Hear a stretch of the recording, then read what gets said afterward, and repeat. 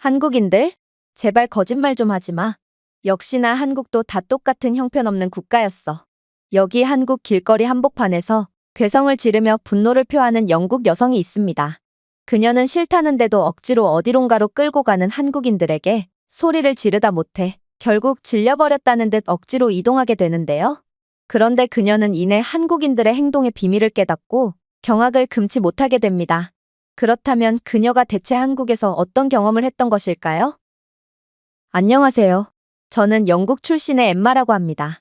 저는 영국 국책연구소에서 근무 중인 연구원으로 현재 나날이 추락하기만 하고 있는 영국의 교육 수준의 위기감을 느껴 아시아로 파견을 가게 되었는데요.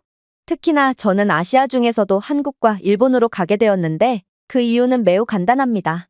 바로 한국과 일본 모두 교육열이 상당히 강한 국가라고 평가되고 있고 이 두 국가 모두 국민들의 IQ 수준이 세계 최고 수준으로 높기 때문이죠. 일단 영국이 제대로 된 정책을 내놓기 위해서는 교육 수준과 IQ, 그리고 교육에 대한 성과를 종합적으로 따져봐야 했기에 저는 이렇듯 모든 지표가 잘 형성되어 있는 한국과 일본으로 떠나게 되었는데요.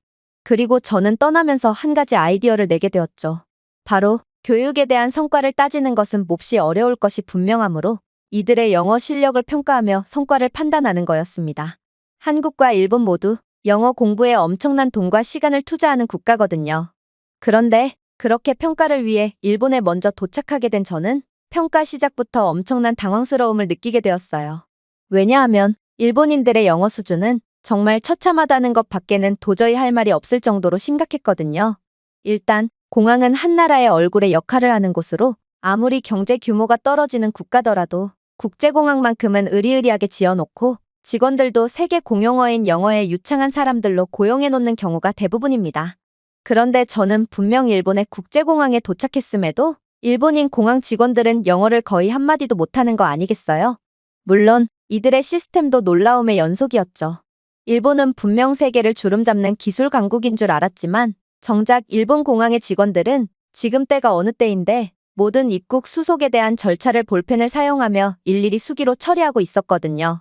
그래서 사람 한 명당 수속에 걸리는 시간은 말도 안 될 정도로 오래 걸리고 있었고 이건 영국의 30년 전쯤의 모습을 그대로 재현해 놓은 것 같은 느낌마저 들었기에 저는 일본은 매우 과대평가된 국가라는 것을 느낌과 동시에 아무래도 파견지를 잘못 선정한 것 같다는 불길함이 엄습해오기 시작했습니다.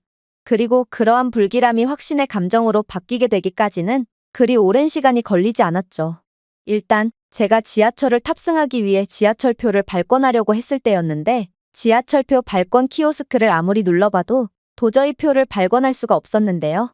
결국 저는 이건 스스로의 힘으로는 도저히 극복할 수 없겠다고 생각했고 지나가는 일본인 행인들에게 도움을 요청해 보기도 했지만 일본인들은 제 부탁에도 그저 저를 못 본 척하며 허공만 응시하며 피해버렸고 몇몇은 영어를 못한다며 그대로 도망가 버리기까지 하는 거 아니겠어요?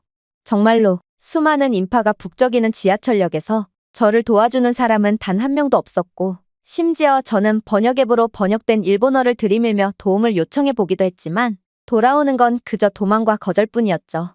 결국 저는 영무실로 가서 영어를 한마디도 못하는 직원과 번역 앱으로 겨우겨우 대화를 이어나간 결과 기계는 고장이 났다는 사실을 알 수 있었는데요. 그런데 영무실에서 판매하는 지하철 티켓은 현금 결제만 가능했기에 저는 일본의 아날로그 시스템의학을 떼며 티켓을 구매하기 위해 ATM기에 들렀다가 오느라 제법 많은 시간을 허비하게 되었습니다. 저는 일본에서 마치 역병 환자가 된 기분이 들었고 아무도 저를 환영하지 않는다는 느낌을 받았는데요.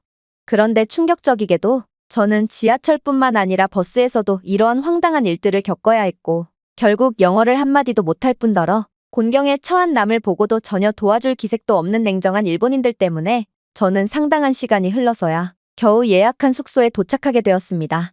그런데 숙소 직원은 제게 번역 앱을 건네며 충격적인 말을 해오는 거 아니겠어요? 죄송하지만 입실 가능 시간이 지났습니다. 다른 손님들에게 방해가 될 수 있으므로 이만 나가주시기 바랍니다. 저는 웃는 얼굴에 친절해 보이는 일본인 직원의 겉모습과는 달리 매우 냉정하고 가차없는 태도에 깜짝 놀랐지만 입실 시간은 그저 3분만이 지났을 뿐이었고 또 이렇듯 야밤에 여자 혼자 밖으로 내몰리는 것은 매우 위험하다고 판단되었기에 저는 추가금을 지불할 테니 한 번만 양해해달라고 빌다시피 요구했는데요. 하지만 일본인 직원은 규칙은 규칙이다라는 말만을 반복할 뿐 일체의 융통성도 없는 차가운 태도를 보였고 저는 이 시간대에 받아주는 숙소를 도저히 구할 수가 없어서 그저 불 꺼진 상가 복도에서 공포에 떨며 쪽잠을 자야만 했습니다. 저는 일본에서 이런 말도 안 되는 취급만을 받자 이런 나라에서는 도저히 조사를 이어갈 가치가 없다는 생각을 하게 되었습니다. 생각을 해보세요. 저는 일본에서 영어를 구사할 수 있는 사람을 단 한 명도 만나지 못했을 뿐더러 이런 남에 대한 일말의 배려심도 없는 이기적인 국가에서 도대체 무엇을 배우고 조사할 게 있겠어요? 저는 그저 일본은 매우 과대평가되고 있는 국가일 뿐이라는 결론을 내리게 되었고 그렇게 노숙으로 인해 피폐해진 몸과 마음을 가까스로 다잡고 한국으로 떠나게 되었죠. 그리고 저는 일본과 지리적으로 인접해 있는 한국 또한 일본과 마찬가지의 이기적이고 과대평가된 국가일 뿐일 거라는 생각을 했고 여차하면 그대로 영국으로 떠나버릴 거라는 다짐을 한 채 한국에 도착하게 되었는데요. 그런데 저는 공항에서 수속 과정을 진행하자마자 화들짝 놀랄 수밖에 없었죠. 일본에서는 공항 직원이 모든 과정을 일일이 수기로 처리했기에 사람 한 명당 10분 이상의 시간이 걸렸다면 한국 공항에서는 한국이 자체 기술력으로 개발했다는 스캔 기계에 여권과 얼굴을 스캔하기만 하면 자동으로 검사를 완료할 수 있었거든요. 보안 검색대에는 안면 인식을 사용하여 항공편 세부 정보를 통해 신원을 확인하는 자동 게이트가 장착되어 있었고 덕분에 승객 1인당 처리 시간은 단 30초도 걸리지 않는 기적의 경험을 할 수 있었어요. 나중에야 안 사실이지만 한국은 공항에 이러한 최첨단 기술을 도입함으로써 피크 시간대에도 대기 시간을 90% 줄였으며 사람이 검사를 실시하는 데서 발생하는 오류나 실수의 가능성을 원천 차단하여 더욱 정확한 검사가 가능하다고 했는데요. 일본은 세계에서 가장 느린 입국 수속을 보여주고 있었고 직원 한 명이면 좋게 처리할 수 있을 법한 일도 서너 명이 붙어서 처리하는 극한의 비효율을 보여주고 있었다면 한국 공항은 세계에서 가장 빠른 수속을 자랑하고 있었을 뿐만 아니라 애초에 딱히 직원이 필요하지도 않는 극한의 효율적인 모습을 자랑하고 있던 거였습니다. 저는 공항에서부터 이러한 극과 극의 모습을 보여주는 양국을 보고 아무래도 얼마 전까지만 해도 일본이 차지하고 있던 아시아 최고의 기술 강국이자 선진국의 자리는 진작에 한국으로 넘어오게 되었다는 것을 느낄 수 있었어요. 그런데 한국에 더욱 충격적이었던 점은 따로 있었죠. 바로 한국은 AI 기반 스마트 수화물 시스템을 구현해 놓은 상태였거든요. 이러한 수화물 처리 시스템은 완전히 자동화되어 있었고 AI와 로봇공학에 의해 구동되어 더 빠르고 오류 없는 배송을 보장하고 있더라고요. 덕분에 대부분의 공항에서 수화물은 나오는 데만 한 세월이 걸리는 것과 달리 한국은 기술 강국답게 효율적인 로봇팔과 컨베이어 시스템을 구축하여 시간당 최대 10,000개의 가방을 거의 완벽한 정확도로 분류하고 있었습니다. 한국의 이러한 시스템 또한 대단한 기록을 가지고 있었는데요. 한국의 인천공항은 최첨단의 수화물 처리 시스템을 구축함으로써 분실 수화물 사고가 85% 감소했으며 수화물 회수 시간은 착륙 후 3분 이내로 단축한 전례 없는 공항이라고 외신에까지 이름난 상황이었거든요. 한국인들 개개인은 또 어떻고요? 일본에서는 공항 직원들조차 영어를 단 한마디도 못했고 결국 저는 번역 앱이 없으면 일본에서 벙어리와 다름없는 존재였지만 한국에서는 그저 평범한 공항 이용객들도 꽤나 높은 수준의 영어 실력을 가지고 있었고 화장실이나 식수대의 위치와 같은 질문을 건네는 제게 매우 친절한 영어 답변을 해주었는데요.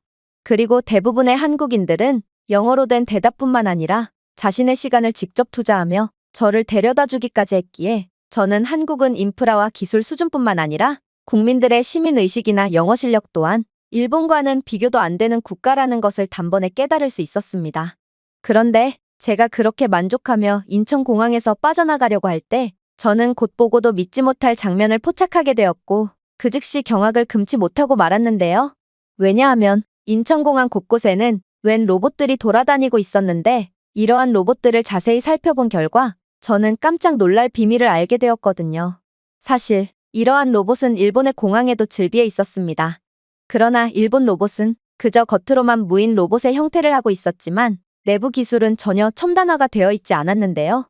저는 의사소통이 전혀 되지 않는 일본인 직원들 대신 공항 로봇을 이용하여 정보를 얻으려고 했지만 알고 보니 일본 공항 로봇은 사람이 직접 원격으로 조종을 하는 형태로 이루어져 있었고 당연히 원격 조종자는 영어를 일절하지 못하는 일본인 직원이었기에 저는 로봇과도 전혀 의사소통을 할 수가 없었죠.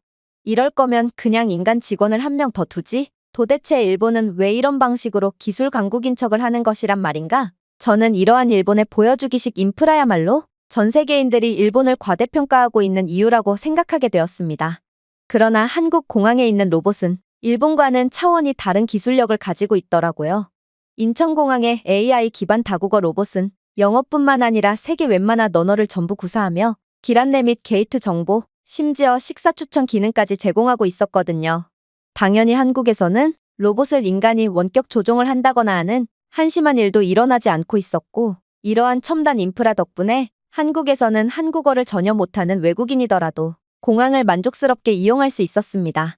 저는 첫인상부터 완전히 달랐던 한국이 너무나도 마음에 들었고, 이 정도 수준의 나라라면 제게 뭔가 더 많은 것들을 보여줄 수 있을 거라 생각해서 엄청난 기대감이 들었습니다. 하지만 그렇게 제가 서울에 도착해서 숙소로 향하자마자 저는 예상치도 못했던 충격적인 사건을 겪고 완전히 얼이 빠지고 말았는데요. 왜냐하면 웬 동양인 여성이 무거운 짐을 낑낑대고 이동하는 저를 유심히 보더니 이내 저를 강하게 밀친 후 모바일 맵을 보기 위해 손에 들고 있던 스마트폰을 훔쳐 달아났거든요. 한국은 이러한 대낮에도 아무렇지 않게 소매치기가 발생하는 국가라니 저는 한국의 크나큰 실망감을 느낄 수밖에 없었는데요. 그러나 무엇보다도 큰 위기였던 부분은 따로 있었습니다. 바로 여성이 저를 밀침과 동시에 안 그래도 무거운 짐을 바리바리 들고 있던 저는 그만 무게중심을 잃고 접질려 넘어지고 말았기 때문인데요. 문제는 제가 엉덩방아를 찧으면서 메고 있던 거대한 배낭에 큰 충격이 가해졌는지 배낭 안의 노트북은 완전히 고장이 나버리고 말았더라고요. 이건 정말 최악의 상황이었습니다. 물론 제 스마트폰은 분명 고가의 기종이었긴 했지만 그깟 스마트폰은 하나 더 구매하면 그만이었어요. 하지만 노트북이 고장났다는 것은 제 이번 파견이 완전히 망해버렸다는 뜻과 다름이 없었죠. 저는 연구소 팀원들과 지속적으로 화상 채팅을 해야 했고 그동안 조사했던 각종 자료들과 또 새롭게 추가해야 할 자료들을 계속해서 추가하며 연구소 측에 보고서로 제출해야 했기에 제게 지금 닥쳐온 노트북을 사용할 수 없는 상황은 그야말로 저는 영국으로 다시 돌아가야 한다는 뜻이 되었던 것입니다. 저는 이러한 절망적인 상황에 오열을 하고 말았습니다. 분명 제게 엄청난 가능성을 보여준 한국이 제 뒤통수를 쳤다는 것도 서러웠지만 한국과 일본에서 연이어 충격적인 상황을 겪고 결국 빈손으로 영국으로 다시 돌아가게 되다니 저는 이러한 상황에 제가 쓸모없는 사람이 된 것 같아 무기력함을 느꼈거든요. 그런데 그렇게 제가 주저앉아 눈물을 흘림과 동시에 놀라운 일들이 벌어지기 시작했어요. 분명 일본인들은 제가 직접 도움을 청한다고 해도 전부 무시하고 제 갈 길을 가기 바빴지만 한국인들만큼은 제게 몰려들었고 이내 꽤나 또박또박한 영어 발음을 구사하며 어떻게든 저를 도와주려고 했거든요. 그런데 제 상황을 들은 한국인들은 하나같이 뭐 그런 것 같고 호들갑이냐는 듯 저를 쳐다보더니 이내 경악을 금치 못할 대답을 건네오는 거 아니겠어요? 당신의 노트북이 고장난 것은 분명 유감이지만 그건 한국에서 하루면 고칠 수 있어요. 당신에겐 하루의 여유조차 없는 건가요?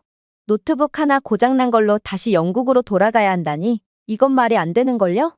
아니, 이들이 대체 무슨 소리를 하고 있는 거란 말인가? 영국에서는 노트북 수리에 한 달 이상의 시간이 소요되는 게 너무나도 당연하고 애초에 수리센터를 찾는 것 자체가 어려워서 수리센터까지의 이동시간 및 대기시간만 해도 하루를 꼬박 사용해야 합니다. 그런데 한국에서는 수리에 단 하루만이 걸리다니 이건 도저히 말이 안 되는 소리였거든요. 아무래도 한국인들은 오열을 하는 저를 위로해주기 위해 선의의 거짓말을 한 모양이었지만 꽤나 현실적인 성격인 제게 그러한 위로는 전혀 먹혀들지 않았고 저는 여전히 절망에 빠져 있을 뿐이었습니다.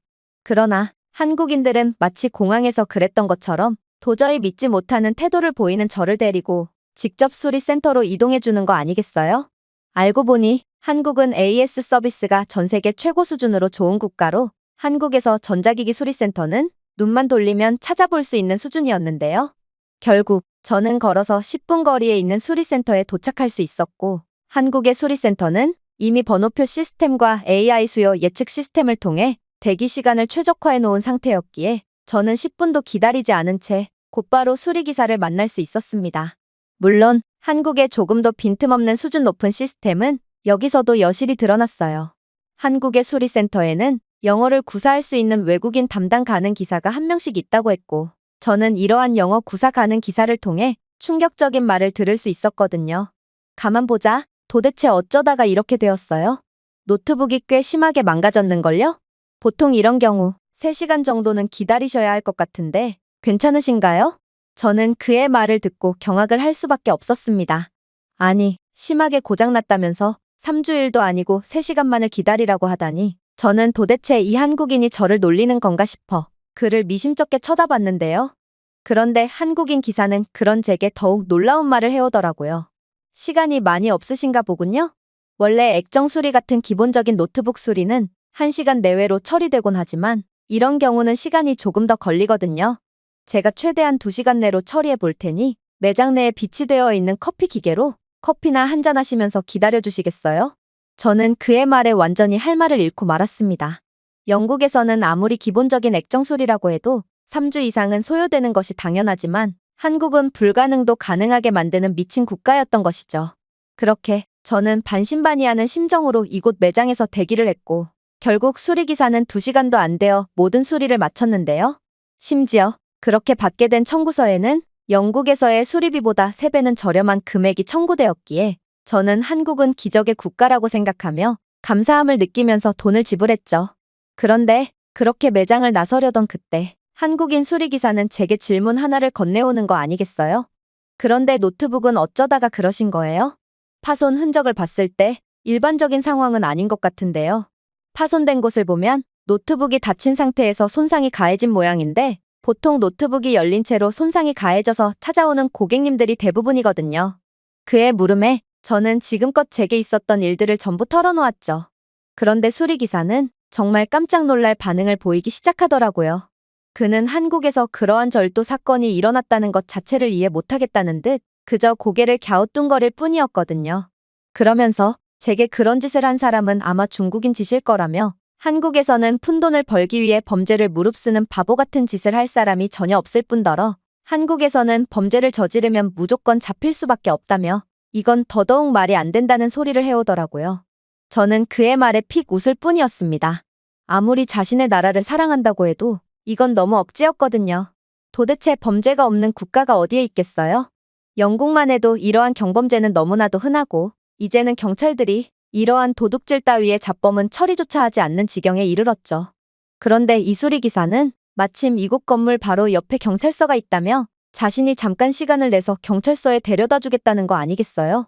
저는 이러한 한국인들의 호의는 분명 감사했지만 경찰이 이런 잡범에 대한 사건 처리를 받아줄 거라는 기대감조차 들지 않았기에 그저 회의적인 반응만을 보일 뿐이었는데요. 그런데 그렇게 수리기사의 도움 덕분에 경찰에게 제 상황을 알리자 한국 경찰은 묘한 표정을 짓기 시작하더라고요. 그러고는 그들은 정말로 30분 만에 제가 절대로 잊지 못할 그 동양인 여자를 잡아왔죠. 이건 도대체가 말이 안 되는 상황이었습니다. 물론 경찰이 이러한 경범죄에 대한 사건을 받아준 건 감사하게 생각합니다. 그런데 어떻게 한국은 마치 범인을 이미 알고 있기라도 한 것처럼 순식간에 범인을 잡아올 수가 있단 말인가요? 하지만 저는 뒤이어 듣게 된 경찰관의 말에 그저 생각을 멈춘 채 허공만을 바라볼 뿐이었어요.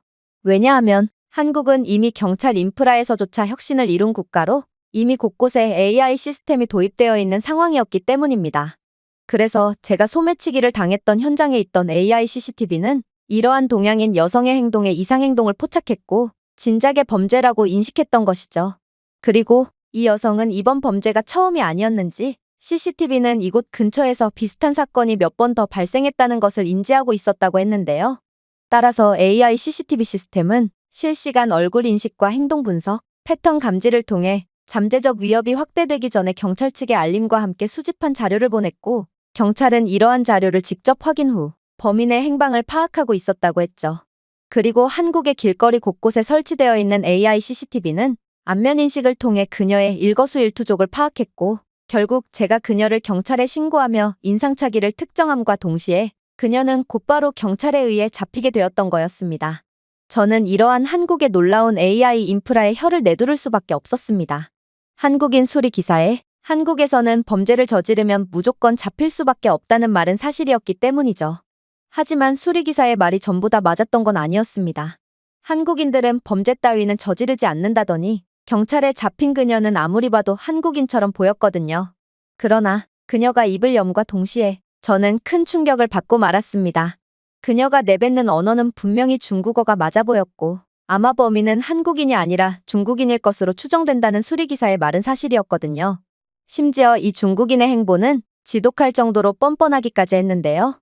현재 중국에서의 한국 제품의 인기는 대단하기 때문에 그녀는 이러한 한국 제품에 대한 인기를 이용해서 돈을 벌고자 한국에 와서 물건을 전부 쓸어간 다음 중국 현지에서 비싸게 판매하면서 수익을 내고 있다고 하더라고요.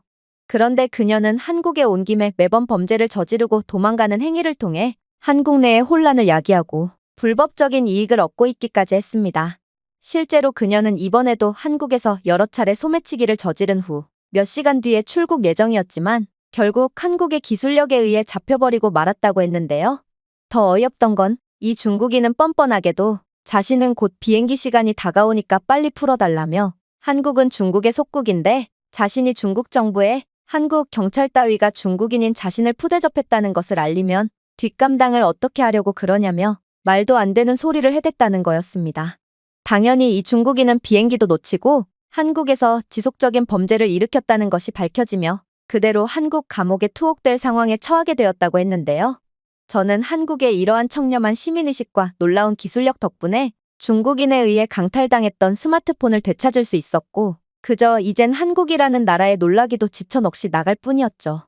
아무튼 그렇게 저는 한국은 정말 완벽한 국가임을 다시 한번 인정하며 다시금 한국에서의 조사를 이어나갔습니다. 그리고 저는 1년의 경험을 통해 한국은 너무나도 안전하고 범죄 따위는 찾아볼 수 없는 국가라는 것을 잘 알게 되었기에 밤에도 외출을 이어나가며 한국의 아름다운 야경을 감상할 수 있었는데요. 그런데 그렇게 한국의 안전한 밤길을 만끽하던 도중 저는 순간적으로 위기에 처하고 말았습니다. 왜냐하면 저는 한국에서의 안전을 너무 확신한 나머지 꽤 위험해 보이는 어두운 골목길까지 들어와 버렸기 때문이었죠. 사실 영국은 애초에 해가 진 이후에 나돌아다니는 것조차 불가능할 정도로 위험한 국가기에 저는 아무리 안전한 한국이더라도 이렇듯 으슥한 밤골목조차 안전할 수는 없을 거라는 생각에 공포심이 스멀스멀 올라오기 시작했는데요. 그런데 그렇게 극한의 공포심에 따른 패닉에 빠지기 일보 직전이던 상황에 저는 정말 아직까지도 믿기지가 않는 경험을 하게 되었습니다. 분명 매우 늦은 시각의 골목길이었음에도 한국은 이러한 환경에서도 매우 안전한지 골목길에서는 웬 초등학생쯤 되어 보이는 어린아이가 나오더니 이내 공포에 질린 제 얼굴을 보고 말을 걸어왔거든요. 도움이 필요하세요? 길을 잃은 거예요? 처음에 저는 이 아이의 모습에 어떠한 이상함도 느끼지 못했습니다. 그저 한국은 어떻게 초등학생 아이가 어두운 밤골목에서 돌아다녀도 안전한 건지에 대해 혼란스러운 감정을 느낄 뿐이었죠. 그런데 생각할수록 매우 이상하더군요. 도대체 초등학생이 어떻게 이렇게 외국어를 유창하게 할 수가 있단 말인가요? 조금 과장을 보탠다면 이 한국인 아이는 제가 초등학생이었을 때보다 더욱 영어를 잘하는 것 같았고 그렇게 저는 당황한 채 말까지 더듬으며 이곳 골목에서 나가고 싶다는 대답을 하게 됩니다. 그러자 아이는 너무나도 능숙하게 제가 골목에서 빠져나갈 수 있도록 도와주었고 이내 유창한 영어를 사용하며 제 국적까지 물어봤는데요. 저는 순간적으로 제가 너무 당황한 나머지 모국어인 영어조차 제대로 구사하지 못했다는 사실이 떠올랐고 그렇게 너무나도 민망해서 영국인이 아닌 미국인이라고 둘러대고 말았는데요.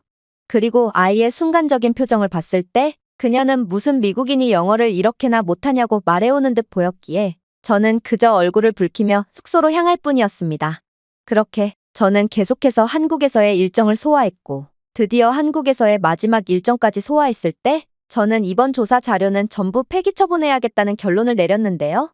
왜냐하면 한국인들이 영어를 잘하고 교육 수준이 높은 이유는 그저 순전히 이들의 IQ가 높아서 그러한 퍼포먼스를 냈던 것이 확실했거든요. 즉, 이건 한국인들이 타고난 민족이기 때문이므로 영국이 따라할 수가 없다는 것입니다. 한국의 기술력과 인프라 수준, 그리고 경제력과 국민들의 수준을 좀 보세요. 한국은 불과 수십 년 전까지만 해도 영국의 원조를 받는 개발도상국이었다는 것이 도저히 믿기지가 않을 만큼 인류의 수준을 자랑하고 있습니다. 이게 가능한 이유는 그저 한국인들은 전부 다 천재라는 것밖에 설명이 안 되고 저는 직접 경험을 통해 이들이 천재라는 것을 느꼈기에 영국은 절대로 한국을 따라할 수가 없다는 것입니다. 제가 준비해온 내용은 여기까지입니다. 끝까지 시청해주셔서 진심으로 감사드리며 여러분들의 구독과 좋아요, 알림 설정은 영상 제작에 큰 힘이 됩니다. 이상 세모튜브였습니다.